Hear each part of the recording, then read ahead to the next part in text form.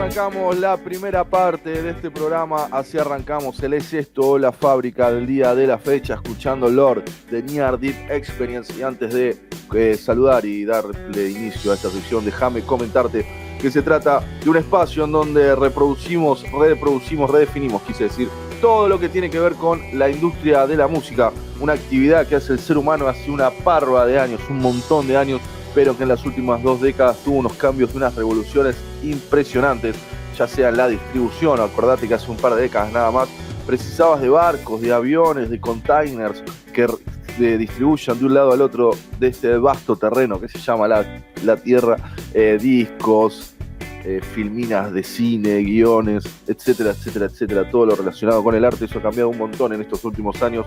Y para hablar de todas estas revoluciones, de esos cambios, de esas marchas para adelante, de esas marchas para atrás, es que nos nutrimos de diferentes diálogos. Buscamos gente que nos pueda decir cosas interesantes y no solo de nuestros lados. Hemos viajado por todos lados en esta sección y es para mí la sección madre de esta hermosa radio, de este hermoso programa que es el Comité de Careta Radio y de esta radio. Porque realmente hemos paseado por todos lados para hablar de estos cambios de la industria de la música. Y como te contaba, hablamos siempre con organizadores de festivales, hemos hablado también con productores. Organizadores de festivales no hemos traído más, Raúl. Esa es una buena punta. Aparte es el tipo que todas las bandas quieren encontrar, ¿viste? Aquel que agrupa, amontona, promociona y obviamente se lleva su tajada. De eso tenemos que hablar un día, Raúl. Me conté el otro día con un amigo que me contaba como el precio actualizado que está hoy en día en Buenos Aires de pagar para tocar. Ya no son más 2 lucas, ¿viste? Pero bueno, para hablar de todas estas revoluciones, de todos estos cambios, de todas estas marchas para adelante, marchas para atrás, es que hemos elegido en el día de la fecha hablar con los amigos de Near Deep Experience que ya están conectados con nosotros. Hello, how are you? Are you listening me good, my friend? I'm great, thank you. How you doing? Nene, espectacular, una calidad de audio hermosa. Así que, Raúl, cuando quieras, arrancamos con la nota. Hello, we are live. We are going to start the interview. Thanks for your time and for being in our radio, in our live show. So, please tell us your full name, where are you from, and how old are you? Hi, I'm Ian Whiteling. My age, woof, that's a big one. I am 60 years of age and I've been doing this music thing for quite some time now. And I am the singer and songwriter with rock and soul superheroes from London, Near Death Experience, NDX for short. Perfect. I'm over 40, so it's okay. Everything is okay. Bueno, lo que nos estaba contando... 40, I'm well over 40. Tiene 60 años, estamos hablando con Ian, que es de Londres y es el cantante de Near Death Experience, una banda de soul del Reino Unido. And can you tell us which is your first memory of you listening to music? Oh my goodness, that was back in the sort of late 60s. My dad used to work for an electronics company called Philips, who were based in Holland, and he had access to all this kind of electronic equipment, and he bought me one of the original sort of record players where you used to have the little flip tops where you'd open them, like covered in little vinyl, like a little mono record player, and he bought me a few singles to go with that, and that included a few Beatles songs and one by the Animals. So I was only about 6 years old then, but that kind of got me straight into music very early on. So that's my first experience. Beautiful. Bueno, lo que nos estaba contando, le pregunté su primera experiencia, su primer recuerdo escuchando música, y lo que nos decía, el padre estaba trabajando en Philips de Holanda en los 60. O sea, ya, that is crazy. Your father working in Philips in Holland in the 60s. Wow, incredible time. Bueno, y que él agarró de Philips, estas máquinas que tenían tapa en donde se reproducían discos, vinilos, y bueno, empezó escuchando obviamente los Beatles y los Animals. And can you tell us which was your first instrument and which was the first song that you learned? My first instrument is guitar. Guitar's the only instrument I can play, but I learned that at school. And initially just acoustic guitar, and I got onto classical guitar in my teens, my teen years. And in terms of like music, the first single that I bought was when I was really young. I just got this record player, like I said, from my dad, and it was the Animals, and it was House of the Rising Sun. And that I think it had been released in about 1969. As I say, I was literally 6 years old. And the second one I bought very quickly was Black Skin, Blue Eyed Boys by the Equals, which was Eddie Grant's first band. So Eddie Grant came to the UK with his parents from Jamaica, I think it was, in the 60s. And they were my two first singles, and that got me into that whole vibe. And I've never really lost that kind of funky kind of 60s vibe since. Funky in the 60s in the UK? Which kind of funky? Well, if you listen to the Equals, they mix kind of rock and soul and funk.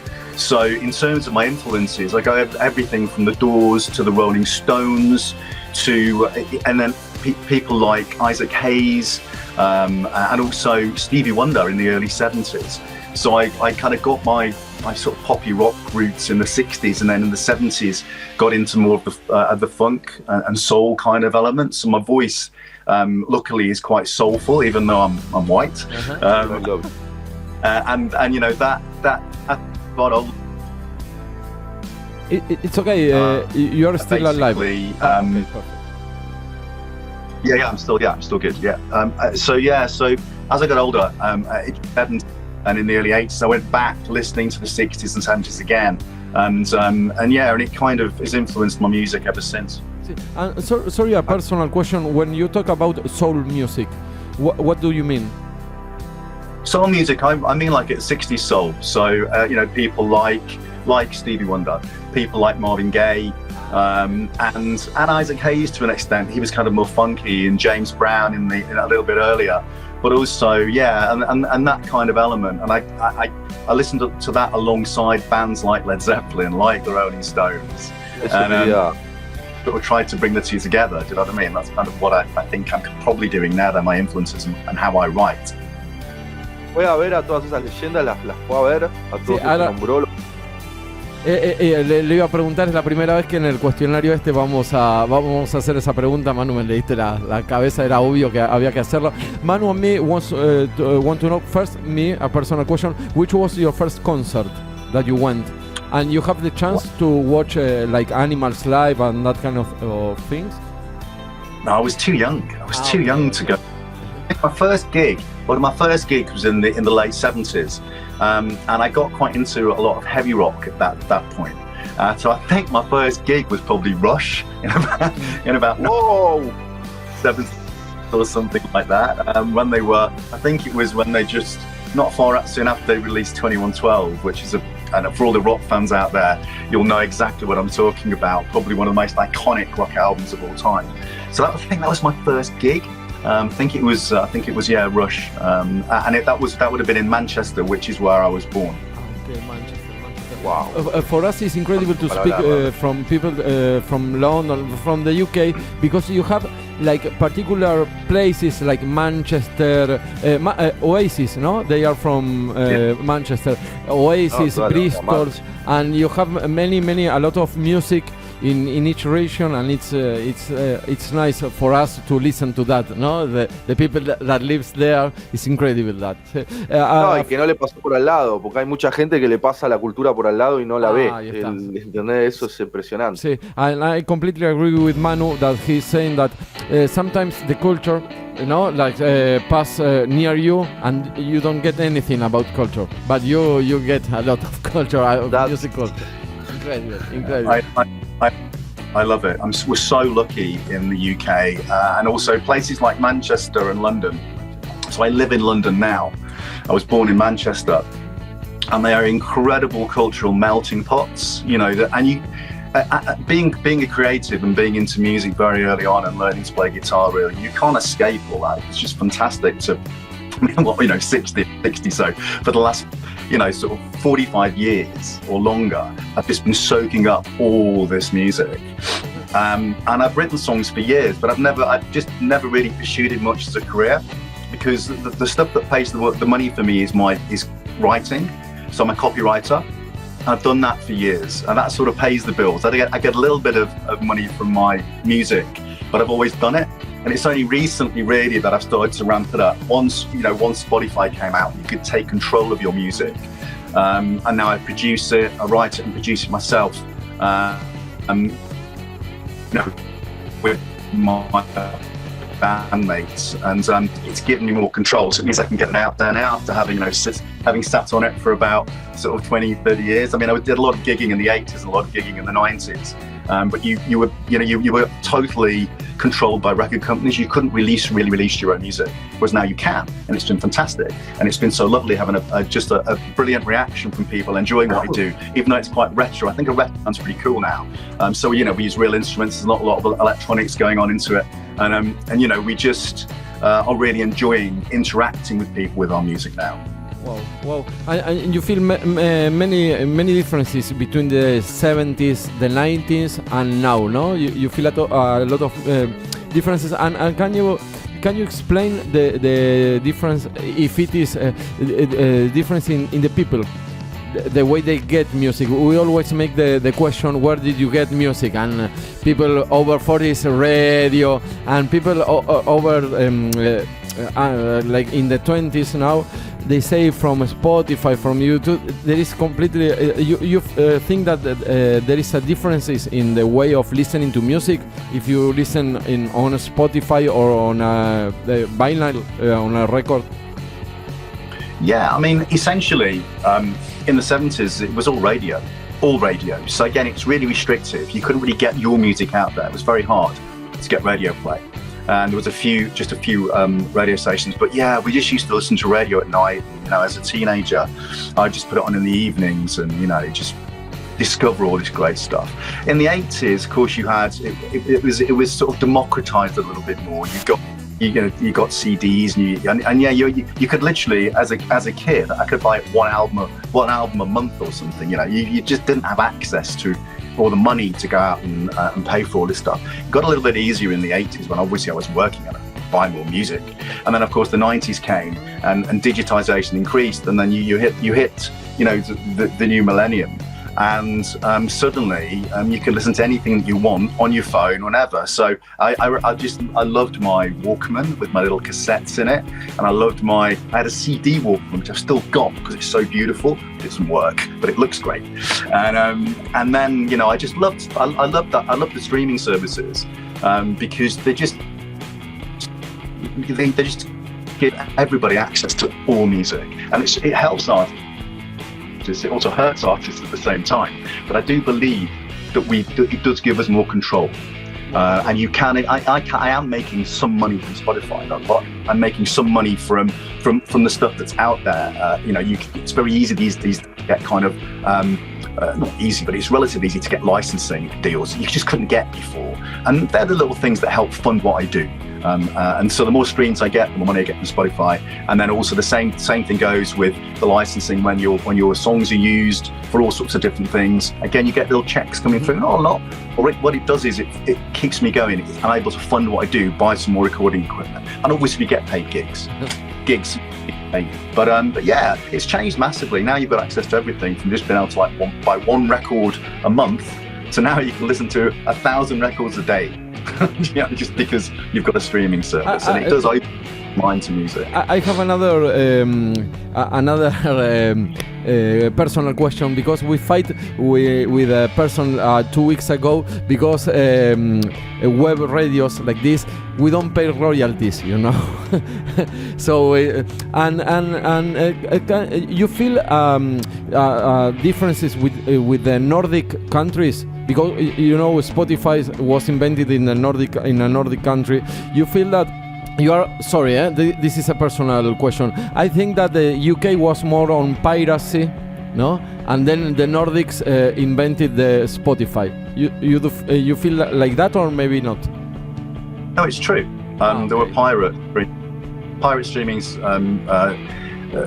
Pirate streaming services in the UK well before Spotify. Exactly. Just that record companies hated them because people could access music without paying them for it. But it was actually pretty good for the artists, and the artists liked it because they could get the music everywhere. Then Spotify came along, they kind of legalized the whole thing. And yeah, it's not necessarily great for artists, but what it can do is a platform. I think you have to see it what it is.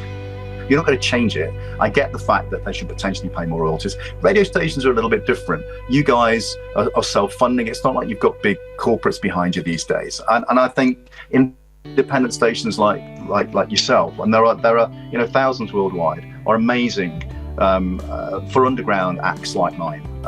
It's without a doubt. I don't think people can have a go at you for not paying royalties. I mean, we're not paying to listen to your radio station, are we? So, you know what I mean? You can look at it it's very simplistic, but you can look at it from that perspective. So yeah, I can understand the frustrations, not with radio stations, but I can understand the frustration with Spotify, but it's there, so use it. You know, by just saying, oh, I'm not using it, I don't agree with it, whatever, it's not really changing anything, because they're getting the money from the established acts anyway. They're not making money from the small acts. The small acts can choose to use it, choose not to use it. I use it because it makes it easier for people to listen to what I do, and it's worked well for me. Perfect. Manu, lo que nos acaba de explicar es, sorry, I'm going to make a little translation for the Spanish listeners, because I love what you were talking about. Es la primera vez que hablamos con un inglés, con alguien del Reino Unido, de radio. O sea, es increíble lo que nos acaba de decir. Aparte confirmó mi teoría que el Reino Unido estaba más en la piratería, y bueno, los países nórdicos fueron los que crearon servicios de streaming como Spotify, y bueno, empezaron a chocar, y obviamente ganó Spotify, lo que estaba diciendo, y es imposible cambiarlo. Están luchando los músicos para ver si pagan más royalties, pero también lo que él decía, que las bandas tienen mayor acceso al control de su música de esa manera con los servicios de streaming, y aparte, bueno, pueden ser escuchados por todos lados, y que él sí, y que esto es algo que me encanta, que yo tenía la idea de que los ingleses apoyan mucho a las radios alternativas. Hay un montón de radios alternativas en todos lados, y Inglaterra está lleno, el Reino Unido está lleno de radios como nosotros, y aparte les gusta a los músicos en general, o sea, que los pasen en las radios alternativas, y eso los pone contentos, pese a que no paguemos royalties. Así que está todo bien, y es la primera vez que me quería sacar esta duda, Manu, porque nunca hablamos con gente del Reino Unido de lo que era la radio específicamente, y aparte es muy gracioso, pues el padre trabajaba en Philips, o sea, construían radios, después el Walkman, el CD y todo. Es buenísimo, no sé, palabras de primera mano total. ¿Tenés alguna pregunta? Yo me gustaría hablar un poco sobre cómo generar ese sonido medio psicodélico que tiene. Me metería un poco en la psicodelia, porque yo la escucho a la banda con tintes de psicodelia. Sí. ¿Qué nos puede contar de eso? Dale, le pregunto cómo arrancó la banda, y después vamos al sonido, si te parece. Dale, perfecto. We are going to talk about the band now. Can you tell us how did Near Death Experience begin, and why you put that name? We started in about 2016. I'm the main songwriter, so I hadn't really done too much music for about 3 years before that. Just little things were getting in the way, work and stuff like that. And I was invited by a friend of mine who'd only been playing bass for about a couple of years. He said, you're not doing anything here, you need to get back into it. I said, it's okay, I'm writing, I don't need to perform. He said, I've got this band that are looking for a singer, and they just play covers, but why don't you come and do something? And I said, well, for a start, he's called Amar, and he's my bass player now. I said, Amar, you've only been playing bass for about a year. I don't really play covers. Anyway, he eventually talked me into it. He said, we perform in this church in Ealing. It won't cost you anything, it's no rehearsal fees or anything like that. So I went down for one meeting, and I thought maybe they rehearsed in like a church hall by the side of the church. They rehearsed in this beautifully restored church in Ealing, and I was like, wow. I mean, it was incredible, and the guys were lovely. So I thought, I'm not doing anything, all right, I'll start. I'll do a few bits and pieces with them. So I had one rehearsal, got on really well with them, and then Amar, this bass player, said, you write your own songs, Ian. There's one of your songs I really like. And I said, we're playing covers, don't worry. And the other guy said, let's hear it. So I played them one song, and it's a song called Tequila, which is on our first album. It's the final song on our first album. And actually, the version of the first album is us playing it live in the church, because it's the one track from the album that isn't professionally produced. It's literally recorded live. And they loved it. And then, so they said, what else have you got? So quite a few songs. And so I started playing the other songs to them. And then we started writing. I found them really, really easy to write with. So I would write songs on my own, I would write songs with Dan. And so I started writing even more songs than I'd done before. And that's how it all kicked off. So 2016, church in Ealing, chance meeting. They loved what I was doing song-wise, and then we just went from there. And that's how it all started. So 2016. Near-Death Experience, the name. I've always wanted to call a band Near-Death Experience. And everybody's gone, that's a really stupid name. No. But these guys were stupid. Musicians have always thought that. But this lot were pretty stupid, and they loved the name. For me, it's not a stupid name. Yeah, I like. But because I think that you have a heavy metal background. That's maybe because of that. And bueno, nos estaba contando cómo había empezado la banda Near Death Experience, que empezó en el 2016. Bueno, él tenía un amigo que era el bajista, que se llamaba Amo, y que tocaba en una banda de covers. Bueno, y le decía, por favor, toquemos conmigo todo, y él le decía que no, porque él no tocaba covers, y aparte ya estaba escribiendo y recibiendo dinero con eso, entonces no le importaba demasiado hacer covers, y le decía que sí, por favor, que venga a ver por lo menos un ensayo para que vea cómo era la banda, a ver si le gustaba. Y bueno, resultó ser que ensayaban en una iglesia. O sea, estaban ensayando en una iglesia, y bueno, le encantó, y le pareció muy amable toda la gente de la iglesia, a ellos, y se unió en la banda, y así fue como en 2016 arrancaron. Y el nombre es porque él desde chico quería ponerle ese nombre a una banda. Hay gente a la que le parece estúpido, a mí particularmente no me parece tonto el nombre, así que bueno, y ahí arrancaron en el 2016. Manu wants to know, because I agree with him, because you talk about a lot about soul music and funky music, but we think that the sound of the band is more psychedelic sound, no, from the 60s. Is that right? And how do you get that sound? Yeah, that's correct. So, although, I do love my soul and my funk and my rock, I kind of bring it together through the psychedelic 60s. Obviously I was kind of born then, but I went back in the 80s and really got into the psychedelic side of the 60s. It's reflected in what I wear, it's reflected in what I still wear, and it's reflected in my music. And how I get the sound? Well, basically, we just use acoustic instruments, and I just write songs that sound quite retro, sort of 60s and early 70s. That's our sound. It's how the songs are structured. It's the strong melodies. It's quite poppy, really. They're pop songs in a way, because they've got very, very distinct structures. I love songcraft. I love just carefully writing songs. So I like proper verses, I like a chorus, I like a bridge. And if you write a song like that these days, it automatically sounds like it's from the past. And then I just love, the sounds that I love. So I love wah-wah guitar. So the whack, whack, whack, whack, whack, and that kind of stuff, and that gives everything a lovely 60s vibe. So I use that quite a lot. My voice is pretty, is kind of a bit rocky, but a bit soul-y as well. So I think that harks back to the singers of the 60s, like Jim Morrison, like the singer with the Animals, Eric Burdon. So I think that also gives our songs another retro vibe. And our bass player Amar, I don't think he's listened to any music after about 1973. So his bass playing again it sort of follows my melodies a little bit. And again, that gives it, I think, that retro 60s feel. But I think I just write them naturally. I'm kind of, this is not something that I do love. I do want that sound, but it's just kind of how I write. I think that I can be a friend of Amo because I'm a bass player and I have that kind of things. We always fight with Manu because I listen a lot of music from the 90s and only the 90s. I can, but it happened. Bueno, sorry. Lo que nos estaba contando Ian, que no es particularmente el sonido, o sea, lo que nos estaba contando, que es la forma de tocar de ellos, que es la forma de armar las canciones, y es un poco el sonido de su voz. Y aparte, bueno, que el cantante no escucha más música después de los 70, no hay como le entre música de los 80, de los 90 más moderna, así que es particularmente por eso. Y bueno, aparte él hizo un sonido muy característico, ese que es, en cuanto lo hizo ya directamente a los 70, nos fuimos. Y hay una cosa también, Manu, que creo que no fue tampoco, no hablamos mucho de Stevie Wonder en la radio. Creo que es la primera vez que lo nombran tanto. a Stevie Wonder. Y es tremendo.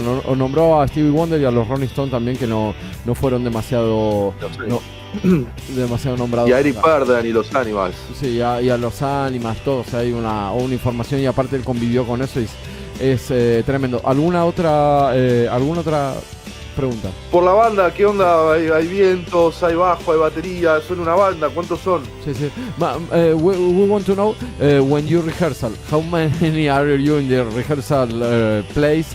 And you always rehearsal with all the band, or sometimes not?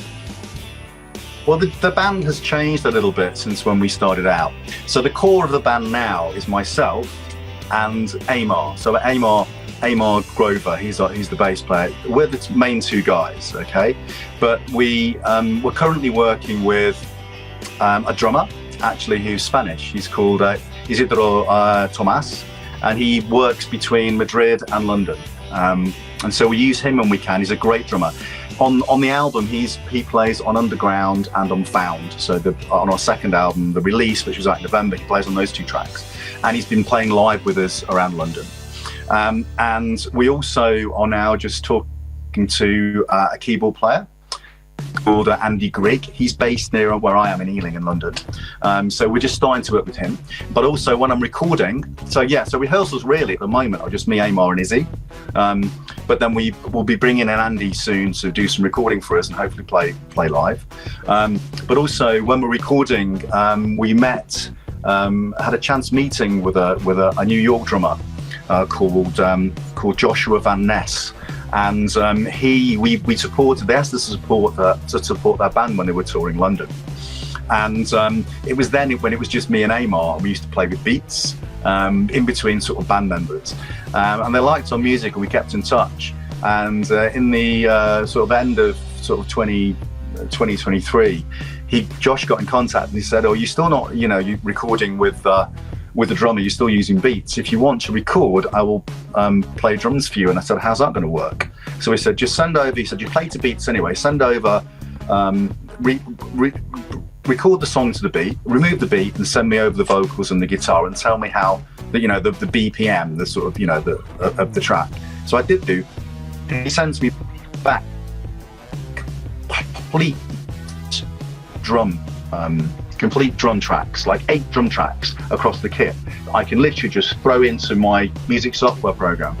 And he does this from New York, and it's incredible. So I have 2 drummers, one that I gig with and one that I record with, who actually records all the drums remotely in New York, and he's absolutely fantastic. So the new songs that I'm working on now, not from the release, but the new songs that I've been working on this year. We've released Soul in May, and I've got a new song, Trance, coming out. It'll be in August.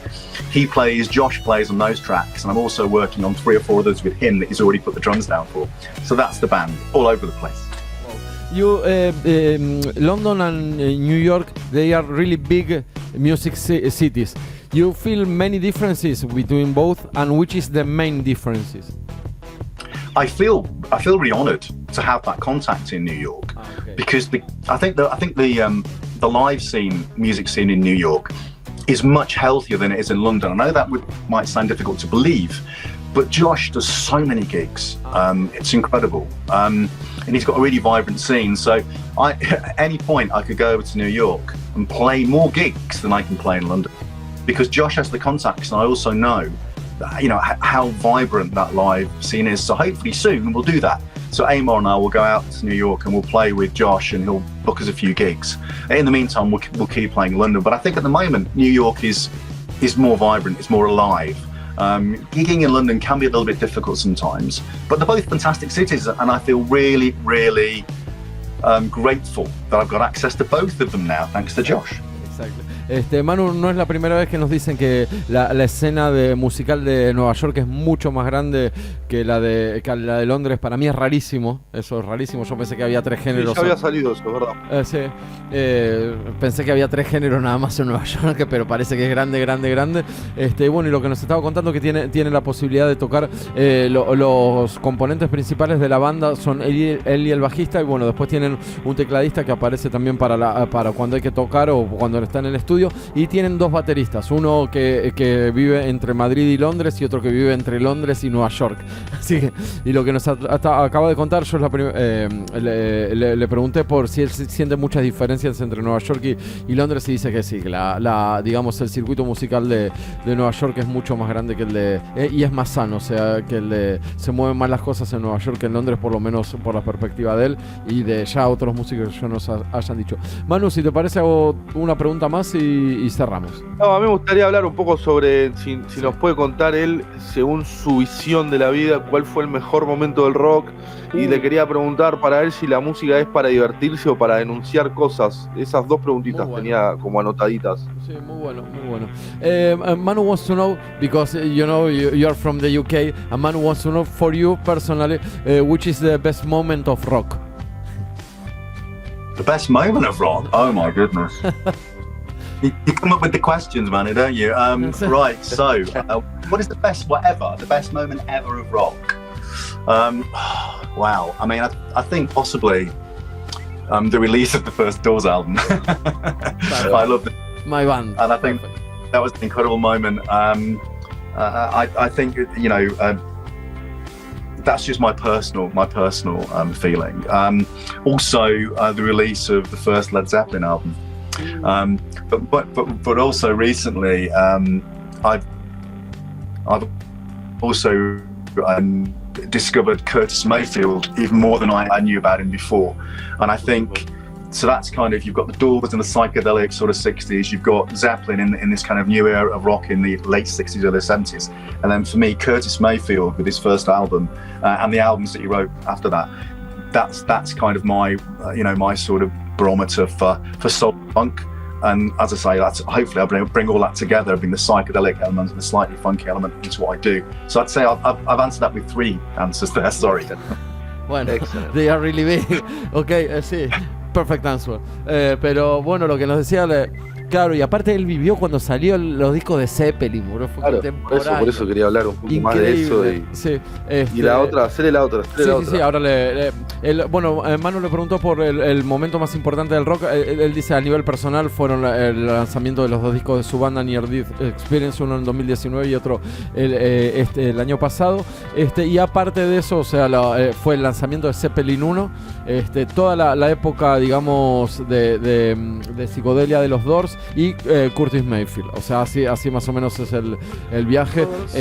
Y sí, bueno, Curtis Mayfield es la primera vez que se nombra acá, Curtis. Sí. Yo tengo algo con Curtis Mayfield, es otra cosa que yo escucho mucho y nunca se le digo a nadie, ¿no? Y porque tiene músicos de la puta madre. And Manu wants to know if do you think that political issues matters on music?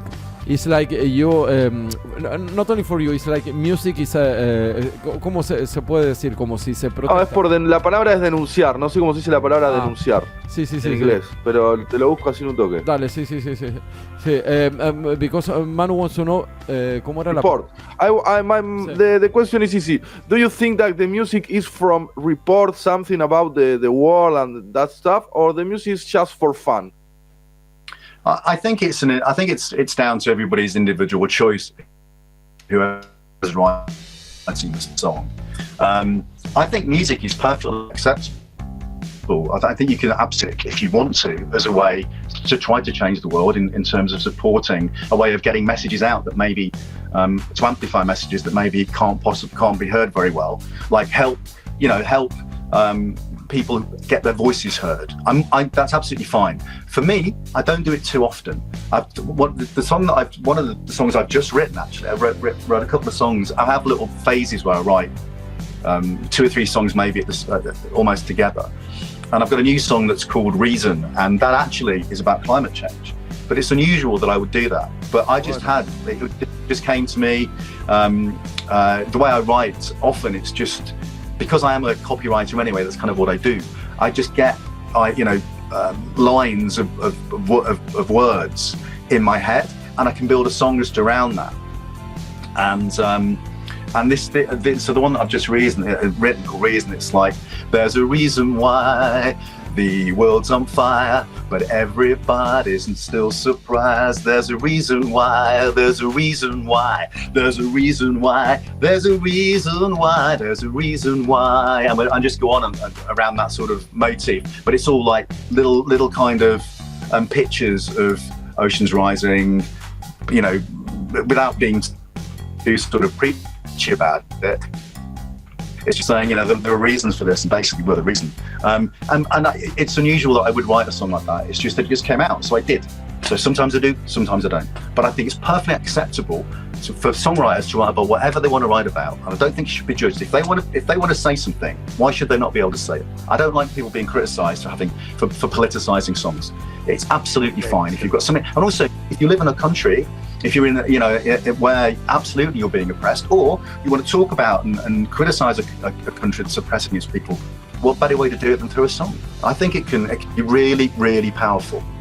Even when you go back to John Lennon and Yoko Ono, all the, you know, that whole essence of promoting peace, it was really powerful. People really listened. So I think it's perfectly acceptable. It's completely a matter of your own choice. No, I ask you that question because I feel that in this moment in Argentina we have a lot of loss, you know, in the culture. Luis Alberto Spinetta, Papo, and I think that in the UK you are not miss David Bowie that he deserved, you know, and I think he left a hole in this kind of messages, in the messages with the joy and the fun and the politics, you know. David Bowie was the master, and I think that hole can be full again. It's so sad, you know. And the question is, do you miss David Bowie in the UK in this time, or it's just the past? I think everybody still misses David Bowie. I mean, his death it affected me probably more than the death of any other artist. I couldn't believe actually how deeply it affected me when he died. I was also another artist that really hit me as well was oh my goodness, I can't remember his name now. He was he made the album Grace in the late 90s. Jeff Buckley. So Jeff Buckley. Grace. Oh, Jeff Buckley. And I saw him at a small venue in London, and then sadly he also died. That really affected me because I had a real connection with his music. You might be able to see kind of a link between the way that he writes songs to sometimes the way that I write them. But yeah, Bowie, absolutely 100%. I think everybody still misses David Bowie because he's probably the most powerful and talented artist that's probably ever lived, to be honest. Seriously, that's how I feel about him. I'm a huge Bowie fan. And yeah, I think everybody in London, maybe more than anywhere else in the world, because this is where he was, you know what I mean? I think they miss him as much as everybody else in the world, if not even more. Exacto. Muy bueno, sí. Excelente. Sí. Y me gustó también la idea que dio cuando le preguntamos sobre el mensaje político en la música. No dijo que un mensaje está mal u otro mensaje está mal, que lo bueno es que a través de la música puede llegar a gente el mensaje.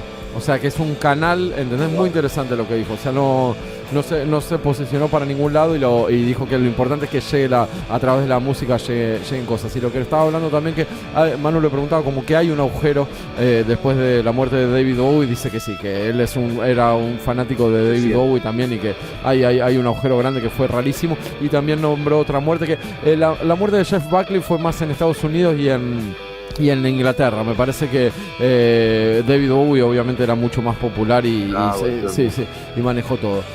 Si te parece, Manu, cerramos. No, cerrémoslo, mandar un abrazo enorme y fue un gusto. Sí, it was beautiful to speak with you. You can explain a lot of things for us. We were taking notes, so it was really fun. And I love your voice, my friend. The way you make that, it's so beautiful, my friend. really. Guys, thank you for the opportunity. Good luck with the radio station. I love you both. No, thanks you very much, and we keep in touch. We are going to send you the interview maybe later or tomorrow, okay? Thank you very much. I'll get it off. The underground. Hablamos de underground. But sorry. One last question. We are going to play the song Underground now from near the. Can you tell us something about that particular song? Yeah, so the bass has that driving bass line, and so I came up. I was messing around with those chords, which are and Amar just started playing that bass line, and I was like, wow, that is incredible. So the whole song began as a jam. And then I thought, I just started singing Take Me Down to the Underground, because I say words just literally come out of my head sometimes, especially when we're rehearsing. And then I built it out into this story of like an amazing underground venue or like party space or bar where you can go and be safe and have fun, and it just kind of all grew up from there. And then we a friend of a friend knew this great trumpeter, and we said, oh, we'd love that kind of mariachi kind of horns in the bridge element. And this guy, again, we just sent him the song, and he played 2 or 3 kind of runs on the trumpet, and we just stuck it straight on and just tweaked it a little bit, and it was perfect. So that's where underground comes from. I hope you all enjoy it. Perfect. Thank you very much, and we keep in touch. Thank you. Bye-bye. Bye-bye. Bye-bye.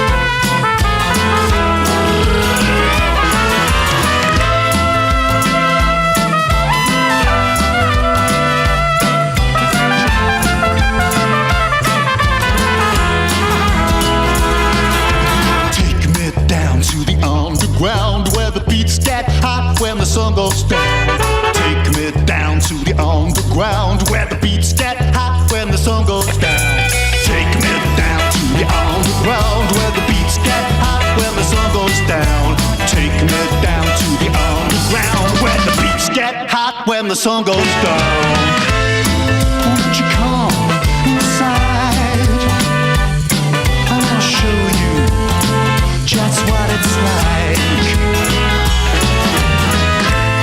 You can do what you like to my mind, to my mind. Take me down to the